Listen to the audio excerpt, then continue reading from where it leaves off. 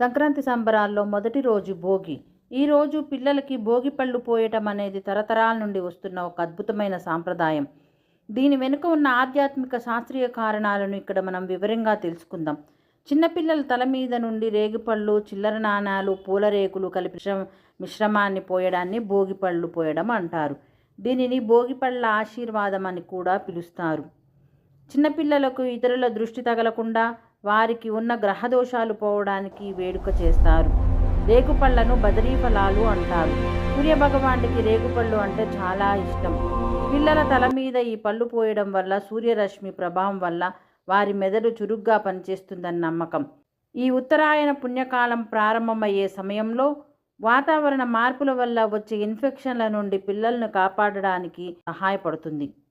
ఈ వేడుకను సాధారణంగా 5 ఏళ్లలోపు పిల్లలకు చేస్తారు. కొందరు 12 ఏళ్ల వరకు కూడా చేస్తుంటారు. అందుకే మొదటి రోజు జరుపుకునే పసిపిల్లలకు ఇది ప్రత్యేకమైన వేడుక.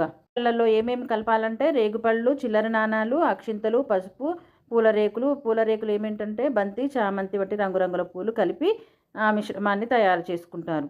కొంతమంది నానబెట్టిన వేయించిన శనగలు కూడా కలుపుతారు. భోగి రోజు సాయంత్రం ఈ వేడుకను చేయటం చాలా మంచిది. గోధూళి వేళ చేస్తే ఇంకా మంచిదని అంటుంటారు. పిల్లలకు కొత్త బట్టలు వేసి తూర్పు దిశగా కూర్చోపెట్టాలి. మొదటి దిష్టి తగలకుండా పిల్లలకు హారతి ఇవ్వాలి. ఇంట్లోని ముత్తైదులు, పెద్దలు ఒక్కొక్కరిగా వచ్చి 2 చేతులతో భోగిపళ్ళ మిశ్రమాన్ని తీసుకొని పిల్లల తల మీద 3 సార్లు పోయాలి. ఇదేనండి భోగిపళ్ళు పోసే విధానం. మీకు మీ పిల్లలకు ఐశ్వర్య ఆరోగ్య ప్రాప్తిరస్తు.